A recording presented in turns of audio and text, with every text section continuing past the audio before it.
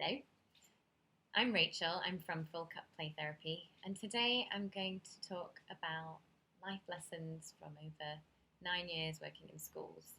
So it's a reflective day. Get your tissues ready. Here we go.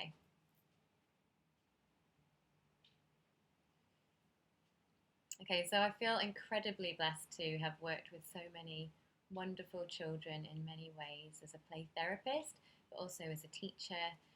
And I mean, children are just, they're the best teachers ever, really. Yeah, it doesn't sound quite right, but I've learned so much from children. They've really helped me live a better life.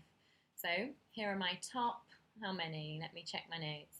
Top 9 life lessons learned from working in schools. Okay, so number 1 is always be ready to have fun. So what I really loved about working in a school is that children, like, even though they've got these big schedules often and lots of activities packed in, and lots of, to be honest, especially in Hong Kong, they've got a lot of assessments, a lot of stuff that they have to take off that maybe isn't that fun, but they're always ready to have fun. If a teacher comes in and is like, okay, let's play a game, or something spontaneous, like someone, I don't know, drops something silly or does something and just daft, and they're just always ready to have fun and laugh about it. So I love that children have this, um, most children have this default to shortcut to joy, just like, oh, let's just have fun. Number 2 is it's okay to cry. So I've seen, sadly, a lot of children cry, but I love it that they cry, and this is boys and girls, and then bounce back. Other children accept it, on the whole, and life goes on. It's okay to cry. It's good to let it out, not to bottle it up. Their emotions are a lot more prominent, and that's because of their brain development. They swing between their right hemisphere and their left hemisphere in terms of being the dominant hemisphere. But when they're in their right brain form of development, they feel more emotions.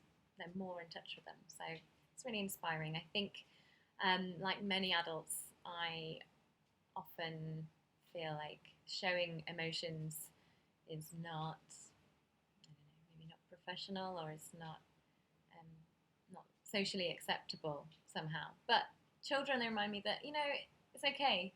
It's totally okay to show emotions. So let's do that. Then, number 3, I learned that relationships are hard. They're so hard. So oftentimes, like, I would have children come up and complain to me about relationships, like, oh, he's doing this, she's doing that. Oh, it's so annoying, and I've asked him to do this, and blah, blah, blah, blah. It's actually a really annoying part of any teacher's life. Any teachers watching, you know what I'm talking about.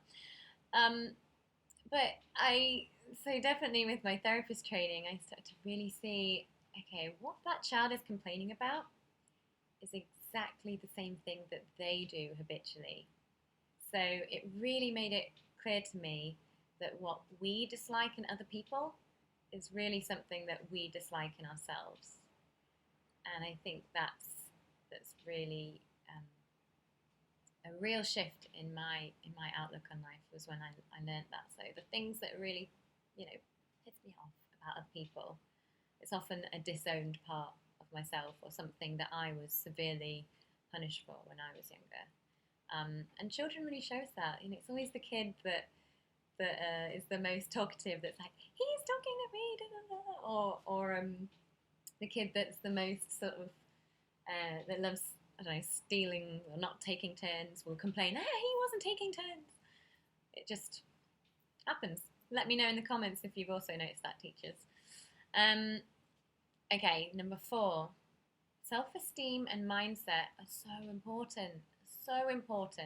And I'm really looking forward to, in the coming months, really working on how to help children build good self-esteem and mindset so they can reach their full potential. So more kind of preventative stuff. So I've seen many bright students, many bright children they're held back by their low self-belief and emotional difficulties, and it's really heartbreaking to see, actually. Um, it's very apparent that children with better positive support networks at home and in their communities, they thrive. And I've seen rapid rates of learning when a child is motivated and that their needs are met. So when they've got support through play therapy, when they've got groups that they're going to, when the parents have got more support, so it's not just all on them. It really takes a village to raise a child, and the children that have a good village, you can see they just thrive. It's just wonderful. Um, Number 5, get up each morning with a smile on your face and show the world all the love in your heart. So I might have stolen that from Carole King.